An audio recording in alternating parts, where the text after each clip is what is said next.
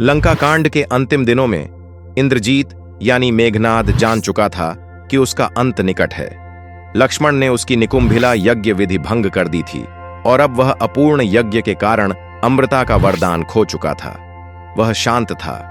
पहली बार रावण का यह वीर पुत्र अपने महल के बजाय सीता माता के आश्रम के पास आया। वहां केवल एक स्त्री थी जो उसे समझ सकती थी, त्रिजटा, वही वृद्ध राक्षसी जिसने बार बार रावण को चेताया था कि राम भगवान विष्णु के अवतार हैं। त्रिजटा ने उसे देखा, रक्त रंजित कवच में लिपटा, पर चेहरे पर एक गहरी शांति थी। त्रिजटा बोली, राजकुमार, तुम्हारी आंखों में आज युद्ध की ज्वाला नहीं, कोई और प्रकाश है। यह कैसा मौन है तुम्हारे भीतर? मेघनाद मुस्कुराया।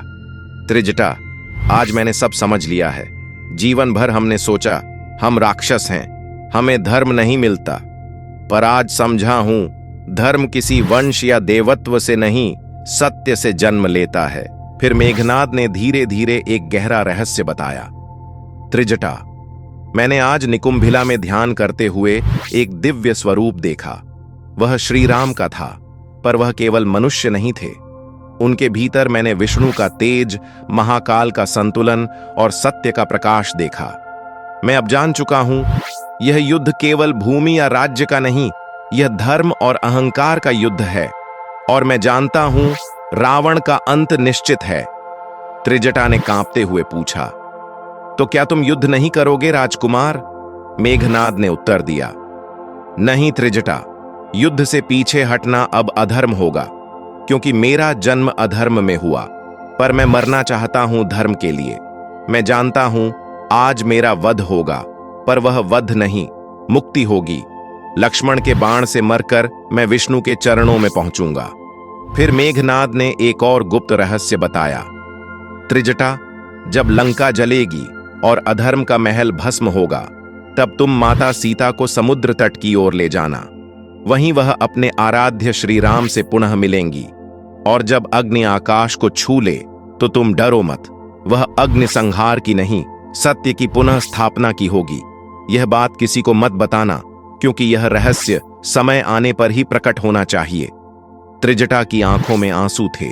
वह बोली, राजकुमार, तुम राक्षस कुल में जन्मे होकर भी सबसे पवित्र आत्मा हो। मेघनाद मुस्कुराया।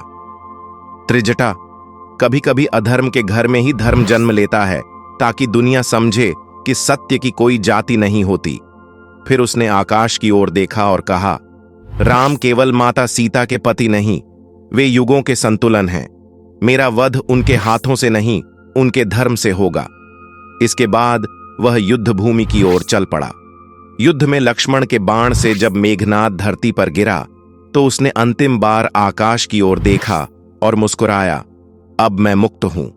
उसके चेहरे पर मृत्यु नहीं, मोक्ष का तेज था। कहते हैं उसी क्षण त्रिजटा ने दूर से देखा और आकाश में हल्का प्रकाश उठा, जैसे किसी राक्षस की आत्मा ने देवत्व में विलय कर लिया हो। त्रिजटा ने वही किया जो मेघनाद ने कहा था। लंका जलने पर उसने माता सीता को सुरक्षित स्थान पर पहुंचाया, और बाद में जब श्री राम ने माता सीता से पूछा, लंका में कौन तुम्हारी रक्षा करता था? माता सीता ने कहा, त्रिजटा, और वह आत्मा जो अधर्म में जन्म लेकर धर्म में विलीन हुई। असुर का जन्म अधर्म में हो सकता है, पर उसका अंत धर्म में भी हो सकता है।